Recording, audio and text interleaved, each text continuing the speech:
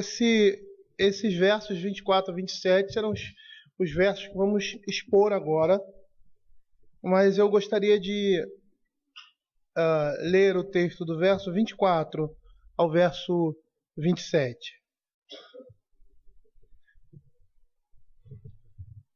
Diz assim a palavra do Senhor: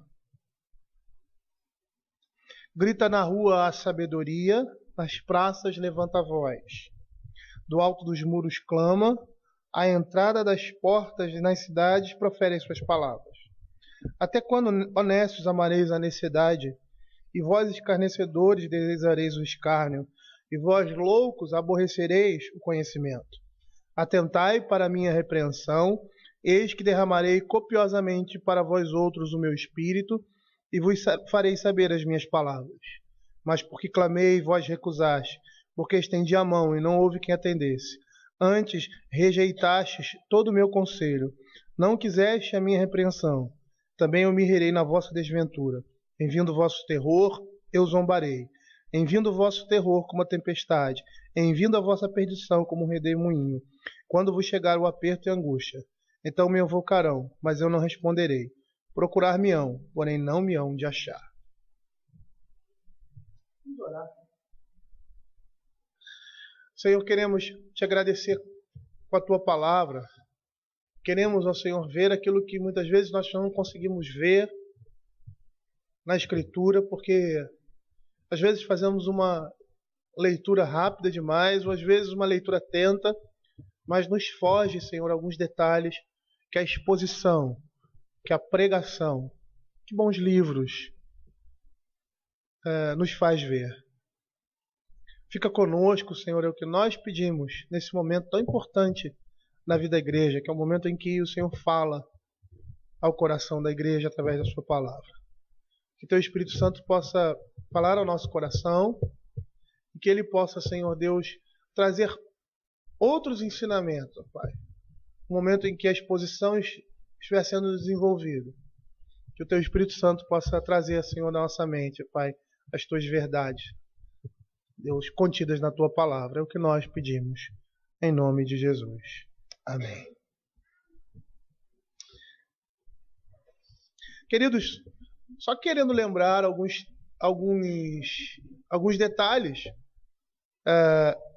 da nossa exposição anterior, de domingo passado, quando começamos a falar sobre esse texto de Provérbios. Gostaria de relembrar algumas coisas. Em primeiro lugar, a gente viu que o padrão concêntrico do quiasma, ou seja, aquela estrutura quiasmática, onde se começa um verso aqui, e aí lá no final você tem a repetição dessa ideia do verso, e sucessivamente, e aí esse paralelismo de ideias vão se repetindo, de temas vão se repetindo, e aí chega ao centro, ou seja, o centro do quiasmo. O centro do quiasmo é a mensagem que ele quer transmitir. O tópico mais importante, central dessa exposição. E nós vimos que ela está apresentada nos versetos que nós classificamos como C e C', verso 26 ao verso 29. Também eu me rirei na vossa desventura, em vindo o vosso terror eu zombarei, em vindo o vosso terror com a tempestade, em vindo a vossa perdição como redemoinho, quando vos chegar o aperto e a angústia, então me invocarão, mas eu não responderei, procurar-me-ão, porém não me hão de achar. Ou seja, não há segunda chance para o nécio. Não haverá segunda chance. É isso que esse trecho aqui quer mostrar. É isso que o texto da Escritura quer mostrar. Há aqui uma aplicação de uma justiça absoluta. Ou seja, eles se recusam a ouvir, eles desprezam a minha palavra, então eu vou me recusar a ouvi-los no dia da perdição, eu vou desprezar a dor dele e o seu terror. É isso que a Escritura está dizendo aqui. Nós vimos que, inicialmente, nos versos 20 e 21, eles vão representar o ambiente do sermão, ou seja, aquela proclamação pública nas praças, na rua, seu caráter público, por mais que tenha um caráter particular, é o pai ensinando ao filho, nós vamos perceber que esses ensinamentos aqui, eles extrapolam, ou seja, é a proclamação do evangelho.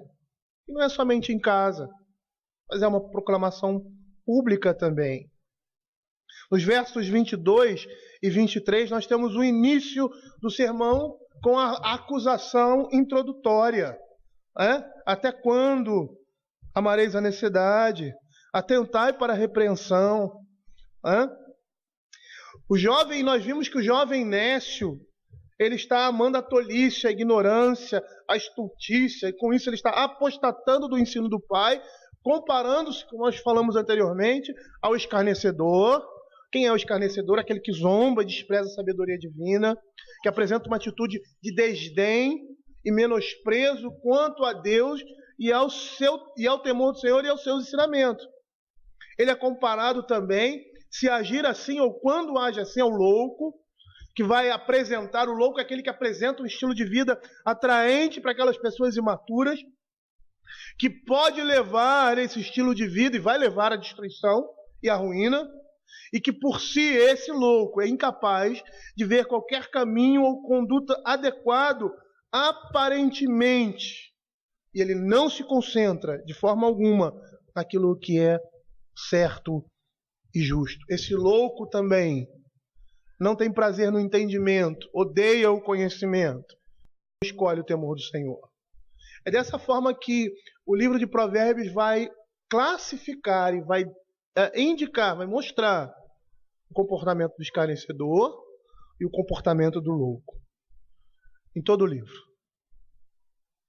E aí nos versos 24 a 27, nós vamos perceber que o verso 28 estará ligado, e nós não vamos falar sobre ele hoje. Temos aqui a denúncia do comportamento reprovável do jovem, que é a recusa, a rejeição. Nós vamos, no decorrer da exposição, apresentar verso por verso, e nem sempre nós vamos fazer uma aplicação a esse verso, mas no final nós vamos fazer uma aplicação geral. Mas eu gostaria que os irmãos, quando estivermos expondo, já tenham em mente, já tenham a capacidade, sejam treinados a verso por verso, depois do ensinamento, aplicarem isso na sua vida. E no conhecimento que vocês têm adquirido em toda a sua vida, até hoje, a palavra de Deus. Porque esse é o objetivo da palavra de Deus. Expor com o propósito de colocar aquela exposição na prática. Mostrar aonde aquela questão ela toca em particular. Esse é o propósito da Escritura. Aí no verso 24 ele diz assim: mas porque clamei e vós recusaste, porque estendi a mão e não houve quem atendesse. Antes rejeitaste todo o meu conselho, não quiseste a minha repreensão. Também eu me rirei na vossa desventura, e em vindo o vosso terror, eu zombarei. Aqui nós estamos vendo, nos versos 26 e 27, uma denúncia, ou seja, as razões são colocadas diante do jovem. E ao final dessas razões, nós vemos o julgamento ou a consequência nos versos, 26 e 27.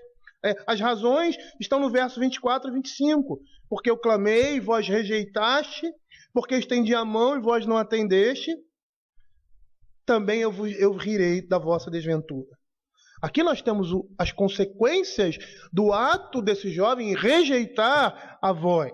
Ou seja, qual é a denúncia aqui? A denúncia é não dar ouvidos à voz do Senhor, ou à sabedoria, que está sendo proclamada nas praças, que está sendo proclamada dos eirados, que está sendo apresentada de forma ostensiva.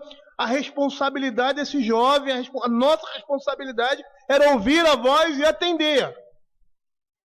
Atender aquilo que a palavra de Deus estava dizendo. Atender a sabedoria divina. E é interessante porque a primeira coisa que me vem à mente quando eu vejo essa perspectiva aqui do pai com relação ao filho, ou dessa proclamação geral, lá do Salmo 95, verso 7b e verso 8. A denúncia é não dar ouvidos à sabedoria. Diz assim a palavra do Senhor: hoje, se ouvires a sua voz, não endureçais o coração, como em Mabá, como em Meribá, como no dia de Massá, no deserto. É o mesmo caso aqui do pai em Provérbios. O jovem ouviu, ou supostamente ouviu, mas não obedeceu, ou seja, endureceu seu coração, ele foi teimoso, ou seja, persistiu no erro. Interessante que no Salmo 95, a palavra ouvir aí, no original, é chamar. Interessante isso. Por quê? Porque essa palavra é um sinônimo quase idêntico de atender.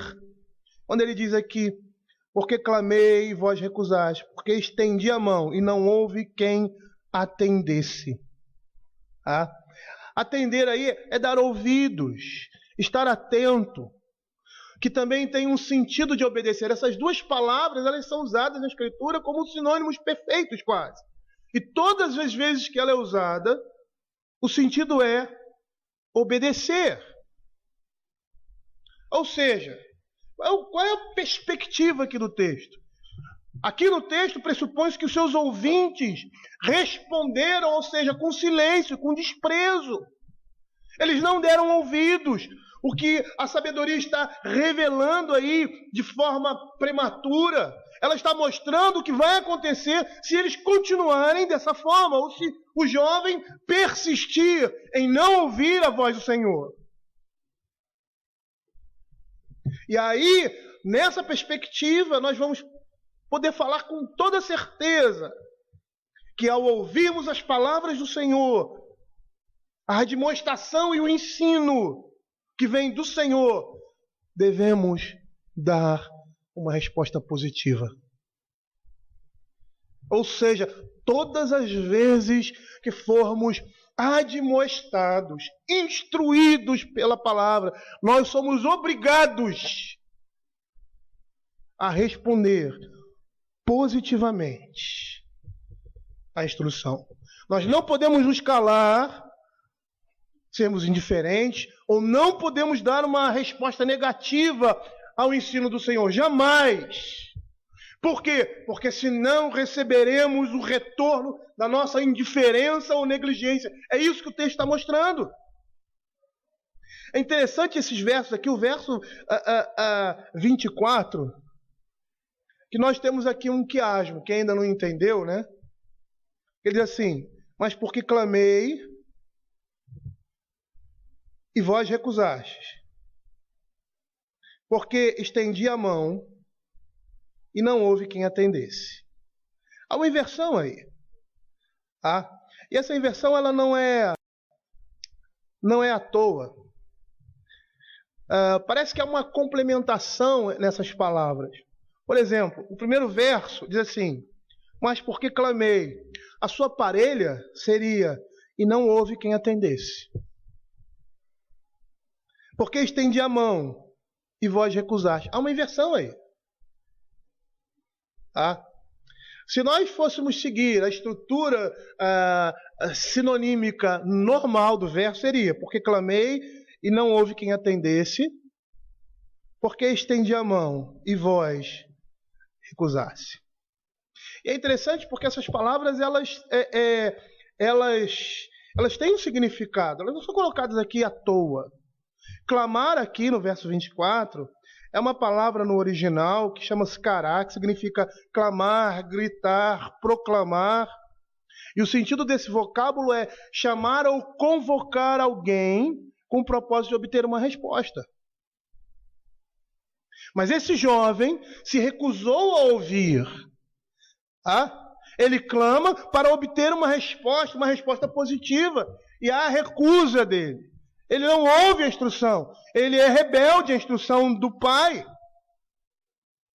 E aí na outra parelha nós temos porque estendi a mão e vós recusaste. Estender a mão aí seria auxiliar, ajudar, e que está em paralelo com clamar.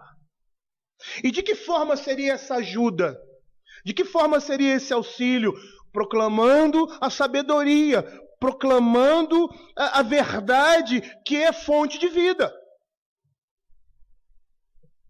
E o que é interessante nós percebemos aqui é que o que ele está querendo dizer para nós? Ele está querendo dizer que essa sabedoria é necessária à nossa vida para que nós possamos agradar ao Senhor.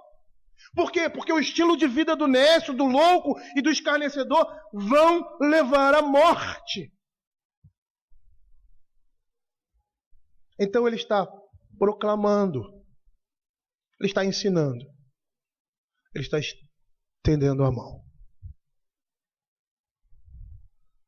Eu não sei se vocês já escutaram isso, mas quando Deus quer abençoar numa igreja, Ele coloca à frente dela homens compromissados com a palavra de Deus.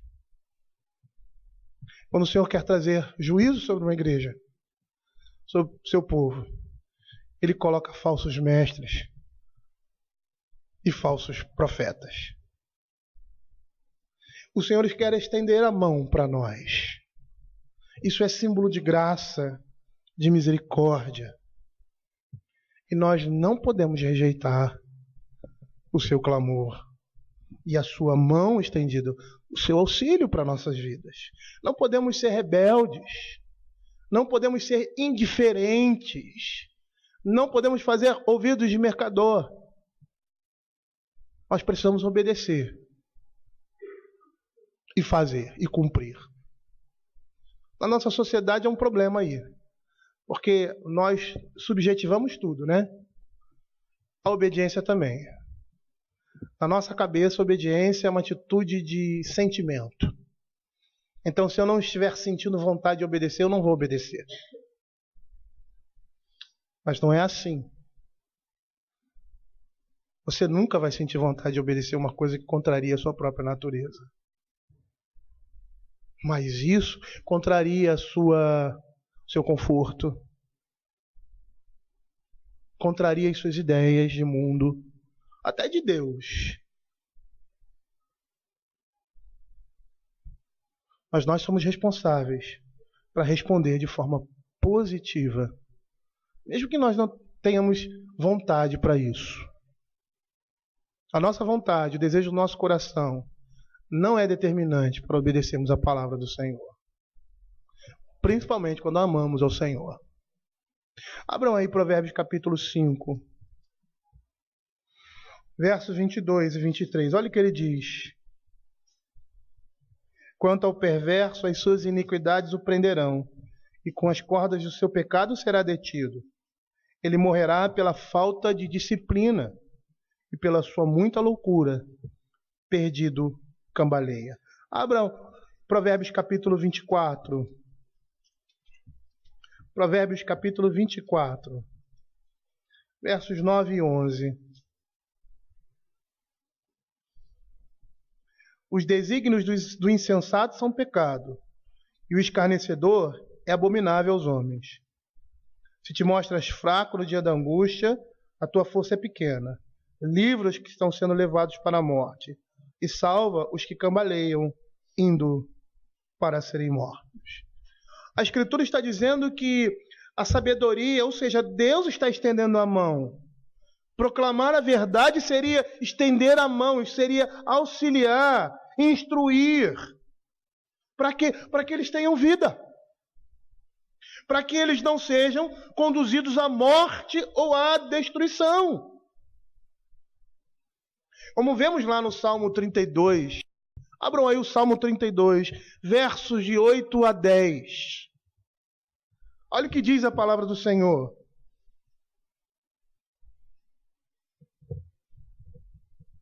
Instruir-te-ei e te ensinarei o caminho que deves seguir.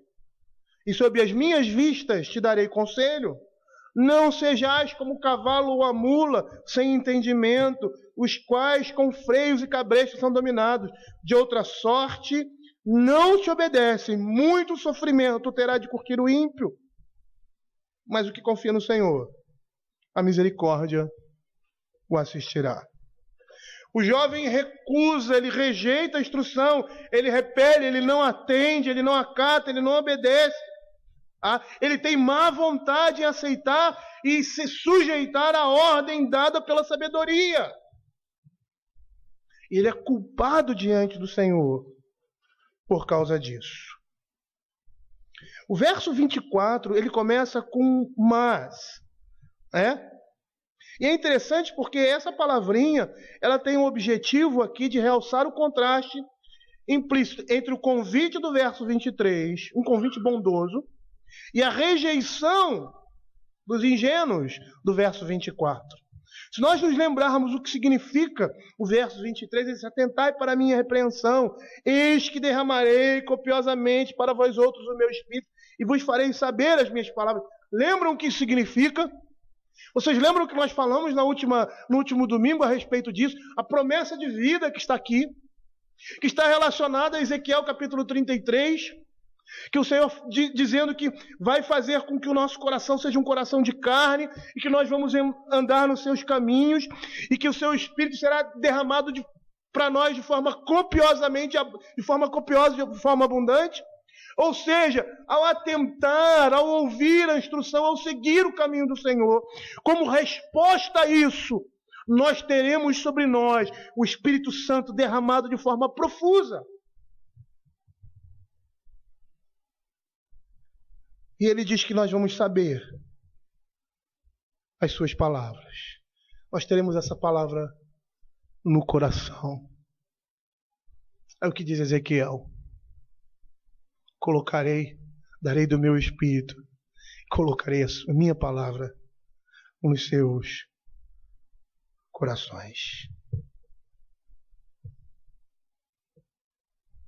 Perceba que a causa da rejeição da sabedoria para com esse jovem ingênuo e nécio se dá porque houve o quê? Um clamor.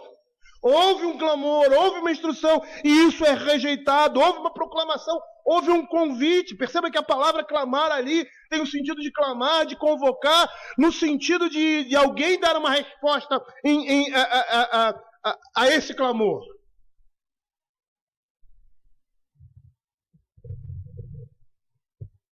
Mas ele rejeita.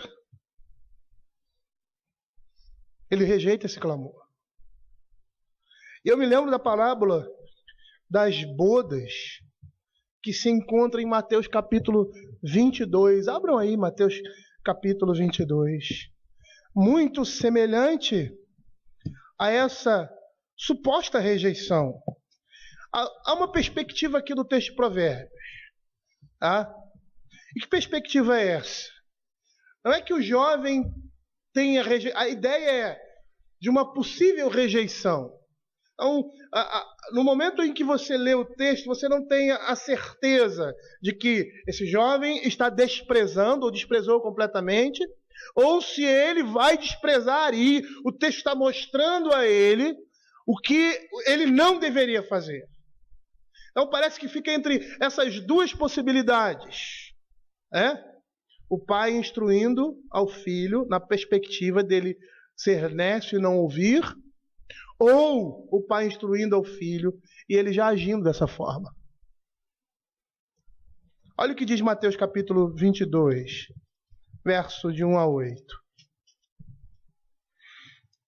Diz assim a palavra do Senhor. Verso 2.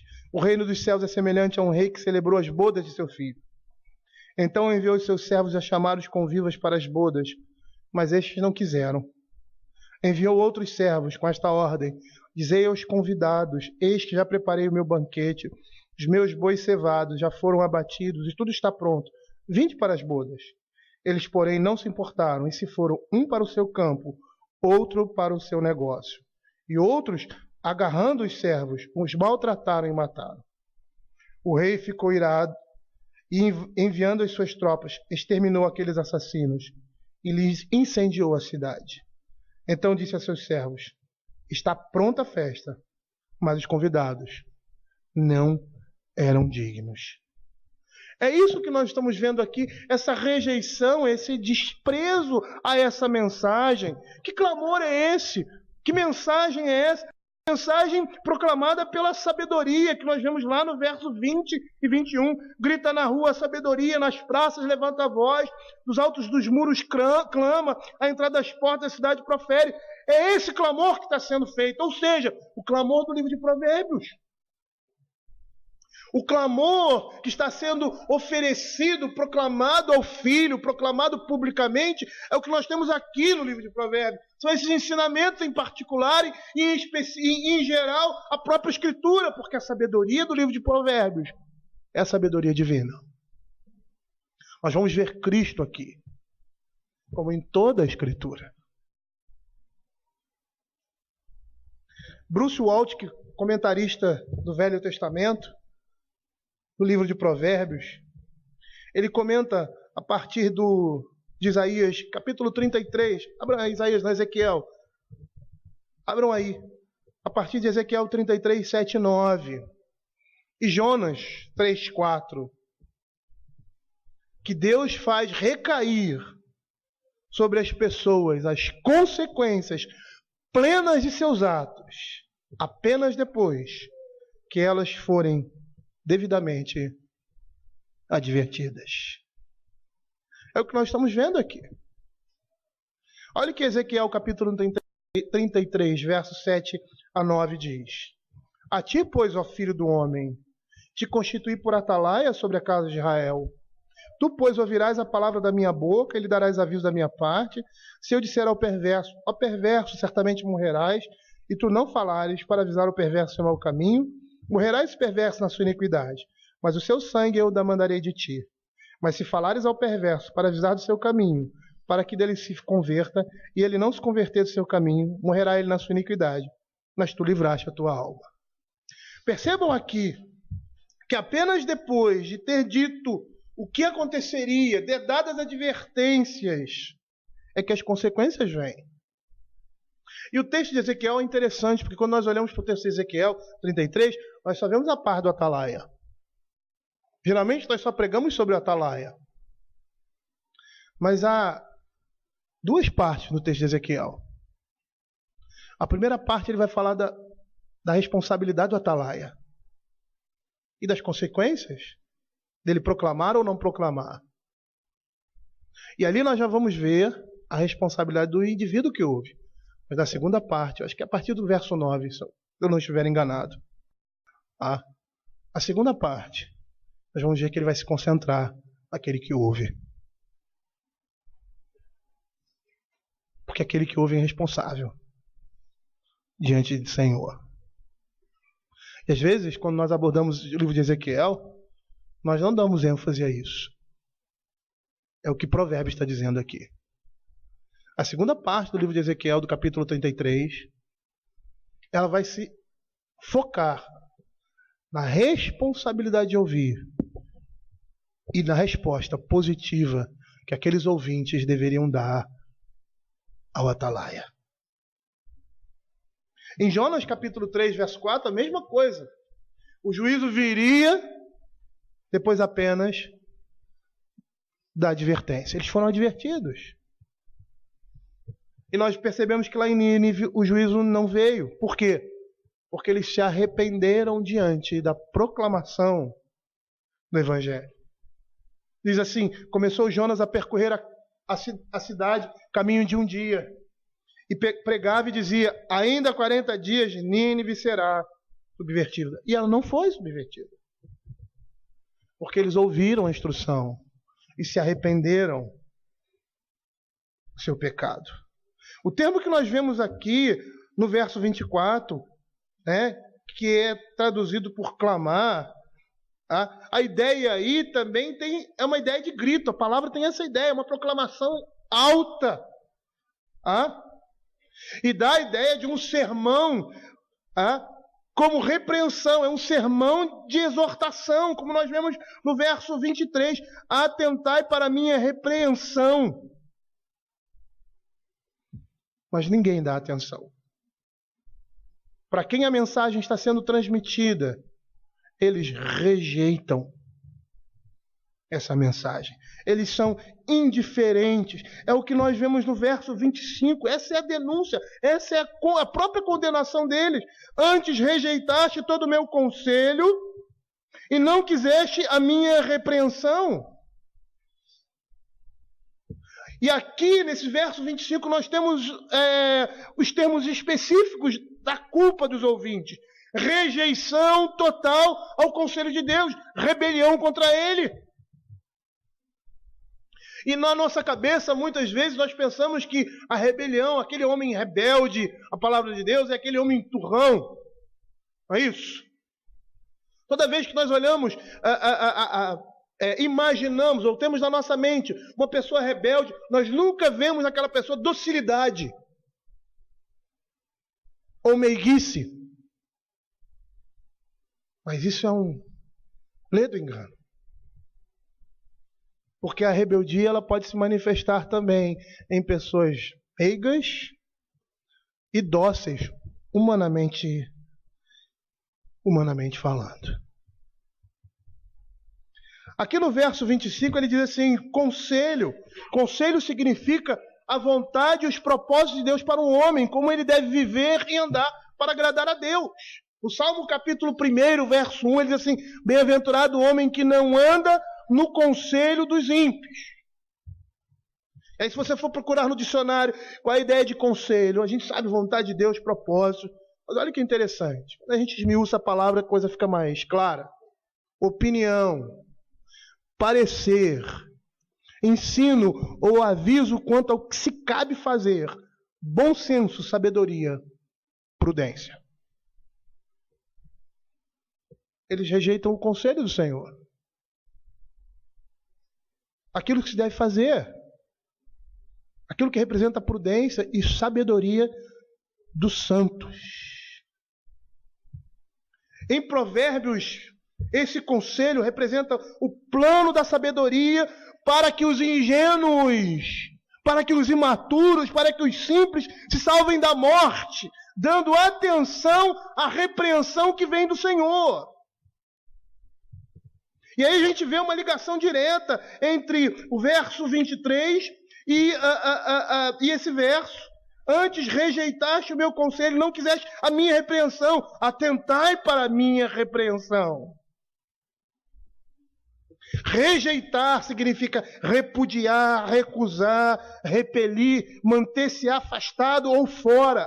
Ou seja, a atitude desse jovem é de completa aversão. Quando nós somos indiferentes às advertências divinas, ou não damos ouvidos a essa advertência, fazendo a nossa vontade, estamos rejeitando frontalmente a sabedoria de Deus, estamos rejeitando frontalmente o próprio Deus, isso é rebelião. Abram aí, 1 Samuel 15, 23. Você vai ver um homem obstinado e rebelde, mas polido, educado e aparentemente dócil. Saul.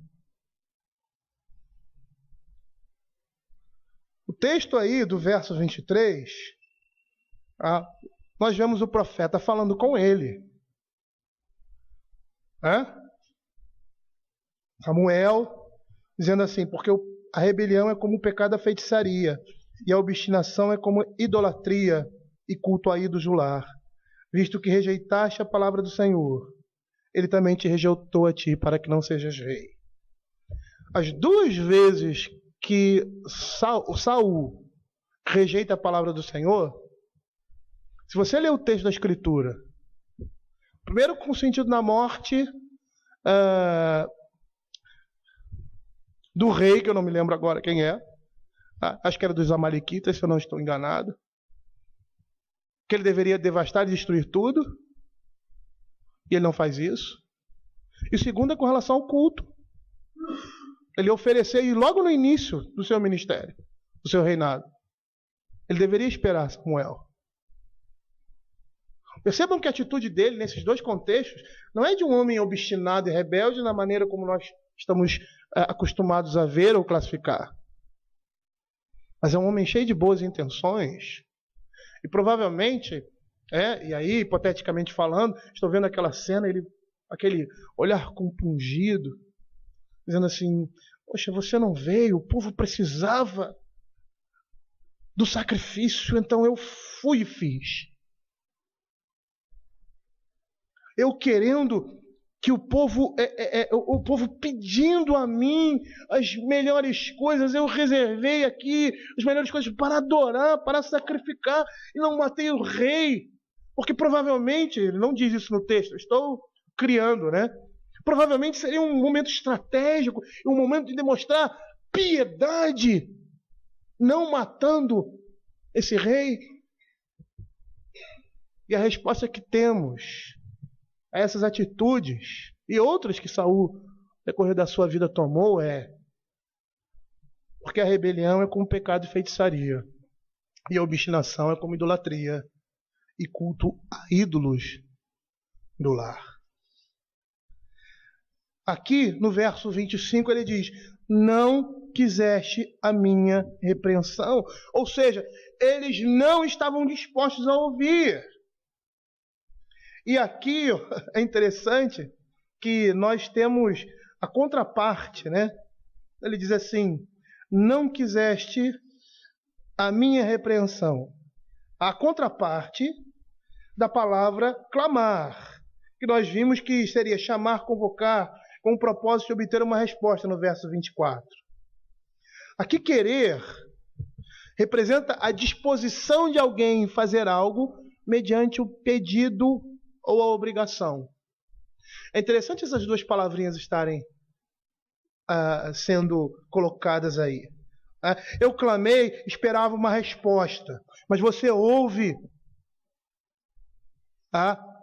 e não faz algo, nada. Você não tem desejo de responder isso. Ou seja, eles rejeitam a correção que vem do Senhor.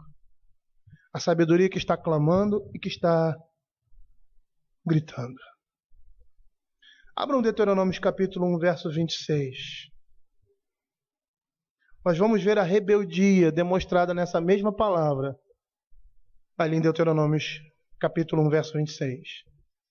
A rejeição do povo é resumida nessas palavras, literalmente, porém vós não quisestes subir, mas fostes rebelde à ordem do Senhor, vosso Deus.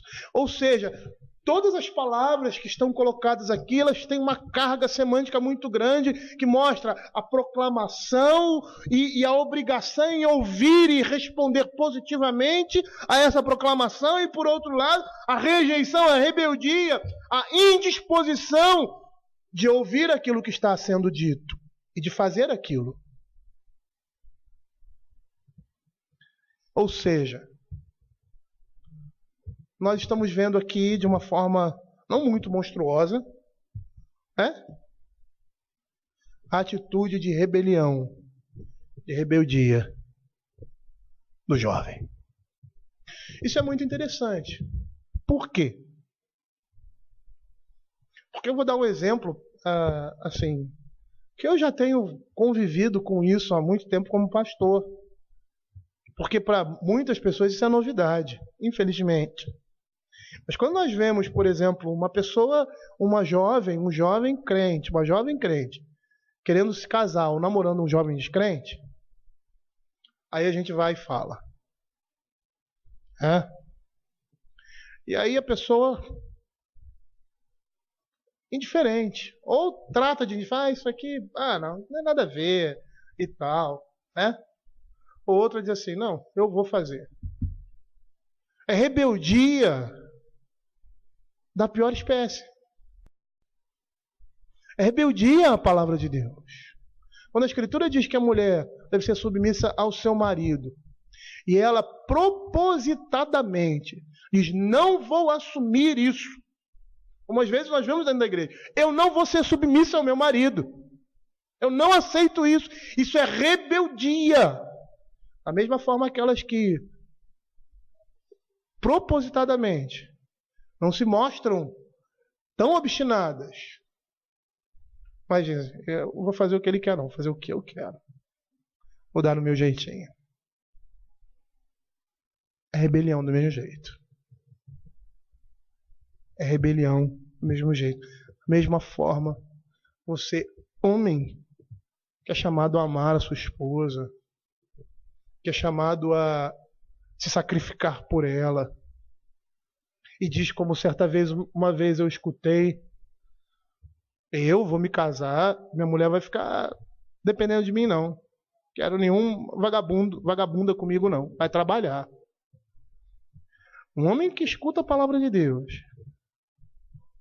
que a palavra de Deus diz que a responsabilidade do sustento do seu lar é dele, e toma esse tipo de atitude, ele está se rebelando frontalmente contra o Senhor.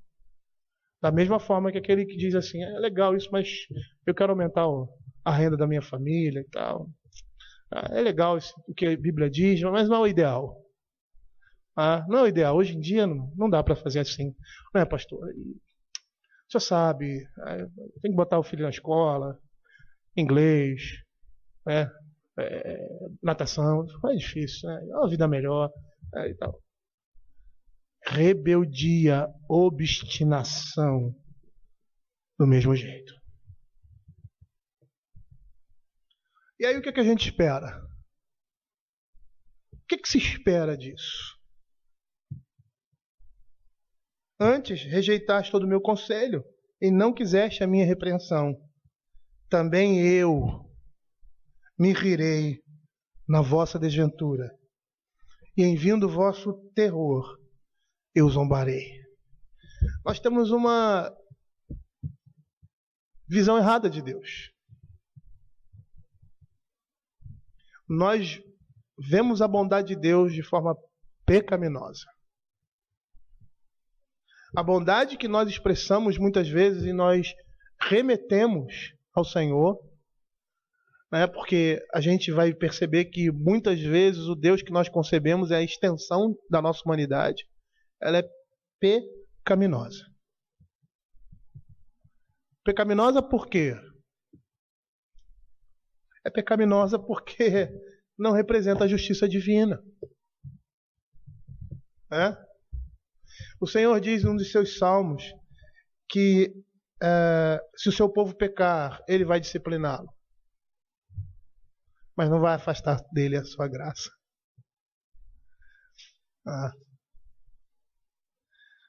Muitos acham que o Senhor, até mesmo os melhores, que o Senhor tem que passar a mão na nossa cabeça. E não aceita o juízo que vem de Deus. Por quê? Por causa da rebeldia, da rejeição, do desprezo à sua palavra. Muitas vezes nós pecamos por ignorância. E o Senhor é misericordioso conosco, tanto de uma forma quanto de outra, quando nós nos arrependemos. Mas quando pecamos por ignorância, o juízo vem, as consequências vêm, mas são pecados por ignorância. É só o pecado, não é rebeldia.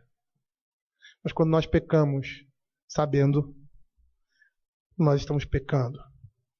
E nós estamos sendo rebeldes contra o Senhor. Ele diz assim, também eu me rirei. E esse verso, ele parte da acusação para a sentença. Acusação, eu clamei e vocês rejeitaram. O meu conselho vocês rejeitaram. Vocês não quiseram a minha repreensão. Agora é a sentença. Eu vou rir no dia da sua desgraça. E aqui, essa parte da sentença, dá ideia também com relação a receber a recompensa por parte da sabedoria. O jovem ia receber a recompensa por parte da sabedoria, que era a recompensa pela sua rebelião. E esse também aqui, ele significa igualmente, semelhantemente, de igual modo. Então é como se ele estivesse dizendo assim, ó, da mesma maneira como você desprezou o meu conselho e não quis a minha repreensão, não atendeu quando eu estendi a mão, não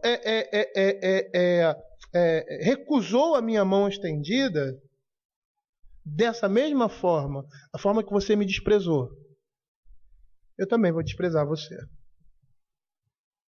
no dia da sua desgraça.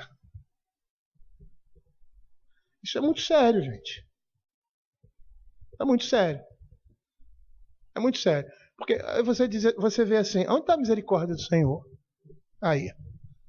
A misericórdia do Senhor está presente. E a gente sabe que para o filho que leva a lapada, a gente sabe que essas lapadas vão gerar na vida dele vida. Mas a gente sabe que a lapada na vida do Lécio, do louco e do escarnecedor, só vai lançá-lo mais no inferno. Deus não é Deus de brincadeira. Tá? É interessante esse vocábulo também, que é traduzido por também. Segundo o Dicionário Internacional de Teologia do Velho Testamento, que é um dicionário semântico, ele fala do sentido da palavra, significado dela. Ele diz que esse vocábulo muitas vezes é usado para introduzir uma reação justa e apropriada de Deus ante a transgressão. É isso que está acontecendo aqui. Juízo justo de Deus. Essa palavra também aqui ela vai assinalar uma mudança por meio desse elemento enfático. Também eu. Existem dois elementos enfáticos aqui. A próprio também e o próprio o pronome eu. Há uma ênfase aí que está ligando a acusação dos versos 24 e 25 com essa sentença. Mas porque proclamei, vós recusaste, antes rejeitaste, também eu. É a consequência. A sabedoria está dizendo qual vai ser a consequência dos atos. Ou seja, é aquele que está trazendo o juízo, é aquele que está trazendo, está colocando à luz a repreensão e também está julgando. Ele é o acusador e é o juiz. E aí ele diz assim: também me rirei. Parece assim uma expressão aos nossos ouvidos, uma coisa assim meio como se não cabesse isso da parte de Deus.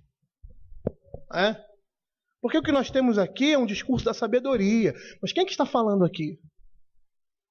É o Espírito Santo de Deus. É Deus quem está falando aqui. Aí ele diz assim: também eu me rirei na vossa desventura, em vindo o vosso terror, eu zombarei. A ideia aqui não é que a sabedoria vai rir da desgraça, mas vai representar, essa expressão representa o triunfo daquilo que é certo sobre aquilo que é errado. Lembra que o uso dessa expressão também mostra aí o justo juízo. O juízo, geralmente essa palavrinha vem atrelada a um juízo que é justo por causa de um pecado. E é interessante que ele diz assim: eu me rirei da vossa desventura. Ou seja, eu triunfarei sobre você naquilo que é certo. Desventura aqui é calamidade, destruição, ruína, vingança, tribulação. E essa expressão, a expressão que nós vamos ver aqui, elas estão atreladas a um evento calamitoso, que vai causar grande prejuízo, grande dano e grande destruição. Tanto que ele vai usar as expressões tempestade, furacão, ou redemoinho, coisas que arrasam, coisas que destroem. Lá em Provérbios capítulo 6, verso 15, ele diz assim: pelo que a sua destruição virá repentinamente, subitamente será quebrado, sem que haja cura. Essa é a ideia aqui. Quando esse jovem, após a instrução, rejeita deliberadamente a instrução que vem do Senhor. E o termo que ele usa, vossa desventura, que é um pronome possessivo, ele tem um propósito aí.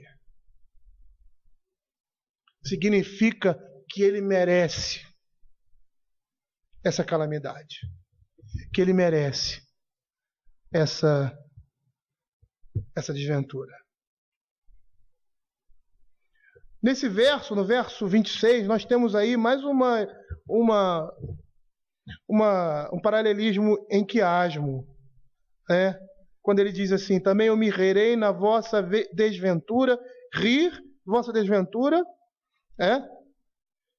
aí deveria ser, zombarei em vindo o vosso terror, mas em vindo o vosso terror, zombarei. Há uma inversão aí, essa inversão é chamada de quiasmo.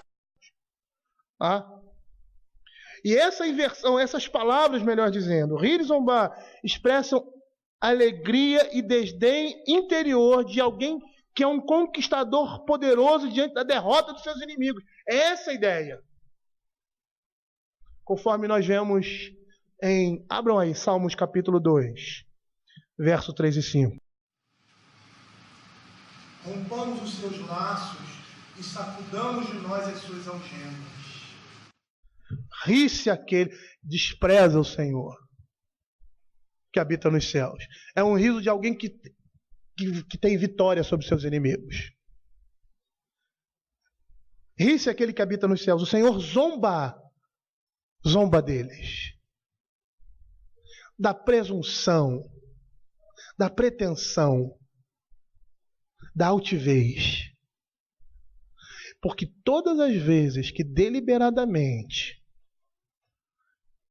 nós rejeitamos o ensino do Senhor, nós estamos sendo altivos, rebeldes e orgulhosos. Por mais carinha boa que você tenha, e por mais uma atitude doce que você tenha, eu não vou fazer. Rebeldia, altivez e orgulho. Olha o que diz o Salmo 37, verso 12 e 11, ainda nessa perspectiva. 12 e 13. Trama o ímpio contra o justo, e contra ele ringe o dente. Ri-se-á dele o Senhor, pois vê estar aproximando o seu dia. Perceba a atitude, ou seja, é esse mesmo significado que nós temos aqui. Às vezes nós olhamos e falamos, puxa vida, que coisa horrível, e será que isso é um comportamento de Deus? Poxa, mas Deus é misericordioso, Deus é misericordioso, e Ele age misericordiosamente, mas a sua justiça vem junto. Se nós, de forma rebelde, rejeitarmos o ensino do Senhor, o Senhor vai vir da mesma forma que nós fomos rebeldes, da mesma forma que desprezamos e não ouvimos a sua palavra, Ele não vai ouvir o nosso clamor no dia da desgraça. Porque nós o rejeitamos, Ele agora vai nos rejeitar. É a justa retribuição dos nossos pecados. Você entende o que o texto está querendo dizer? Você entende as advertências da Escritura? Quando Efésios diz lá que nós não devemos tocar em coisas impuras, porque por essas coisas vem a ira de Deus sobre os filhos da desobediência, é como se ele estivesse dizendo assim, os meus filhos não podem fazer isso. Os meus filhos não podem tocar nessas coisas. Porque por essas coisas que vem a minha destruição e o meu ódio sobre aqueles que não são filhos. Então, como um filho amado meu vai se misturar, vai usar das mesmas artimanhas do meu inimigo? É isso que está dizendo aqui. O texto está falando da severidade de Deus, da severidade dos ensinamentos do Senhor, de nós atentarmos para essa severidade. Porque nós, como filhos, quando tocarmos nessas coisas, nós seremos disciplinados. Como a igreja de Corinto foi. e foi disciplinada duramente. Para quê? Para que não seja condenada com o mundo. Há sempre o amor de Deus para aqueles que são filhos.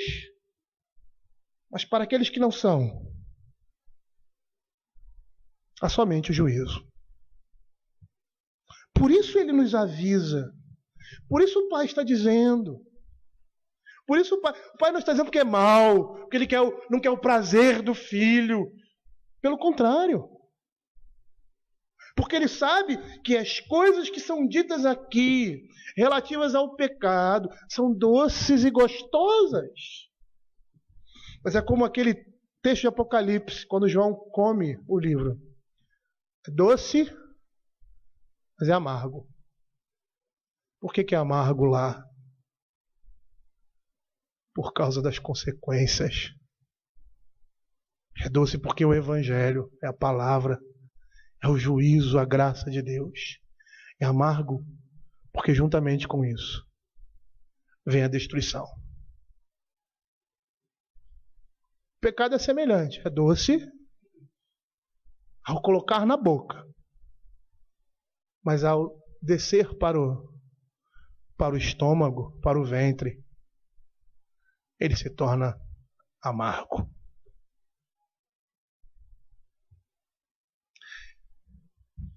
Lá no capítulo 59, versos 7 e 8 de Salmos, diz assim: alardeiam de boca em seus lábios a espada, pois dizem eles, quem há que nos escute?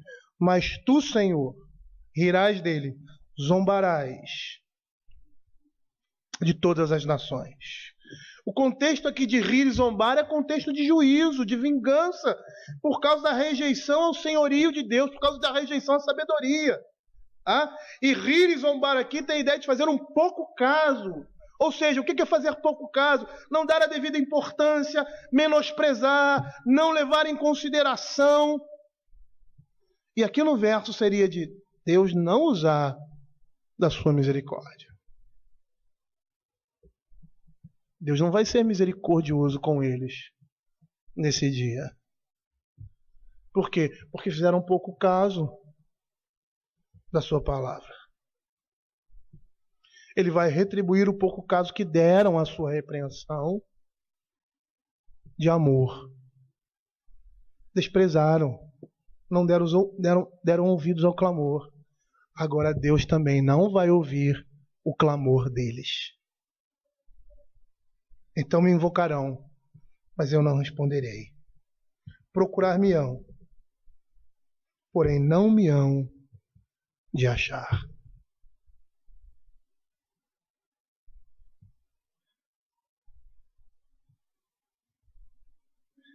A verdade é dura. E a sabedoria de Deus, a palavra de Deus, não ameniza essa verdade. E o objetivo aqui, com esse pai, é dar um choque de realidade no filho. Para que ele se volte para Deus.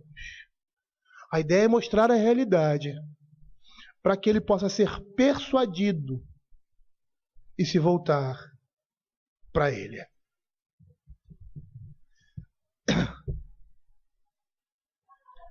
Queridos, nós vemos a Escritura, a palavra de Deus, falando constantemente da graça que está sendo oferecida. E nós vamos chegar ao final desse texto, não hoje. Você vê lá em Isaías, a palavra de Deus dizendo que nós devemos buscar o Senhor enquanto Ele pode ser achado. E parece aqui que a perspectiva não é um juízo temporal. Também. Mas parece aqui que ele está falando do juízo vindouro. Da mesma forma que Mateus capítulo 7, ao final do sermão, ele fala que quando vir a enchente, se a casa não foi sustentada pela rocha, ela não vai se manter. E ali alguns comentaristas dizem que Ele não está se referindo somente a um momento de provação e dificuldade que você não vai resistir e vai cair. Mas é o final de todas as coisas. Por quê? Porque o juízo nesse mundo, para os ímpios, é temporal. Para nós, o juízo é didático. Não poderíamos dizer que é temporal, porque nós não vamos passar por esse juízo de Deus. Nós somos julgados nesse mundo para sermos condenados com o mundo. O juízo de Deus na vida do seu povo serve para aproximá-lo dele. É um instrumento de Deus para a sua salvação. Mas o juízo de Deus nesse mundo, para os homens ímpios, é temporal. É um vislumbre, um pequeno vislumbre, por causa da sua misericórdia, da destruição final. E parece que o que está sendo apresentado aqui a esse filho não é somente esse juízo temporal, mas é o juízo final. Nós precisamos olhar para a Escritura e ver a seriedade dela. Contar com a misericórdia de Deus quando pecamos deliberadamente é blasfemar contra Ele. Ao olhar esse texto do livro de Provérbios, ele vai nos ensinar muito pelo que eu estou vendo aqui.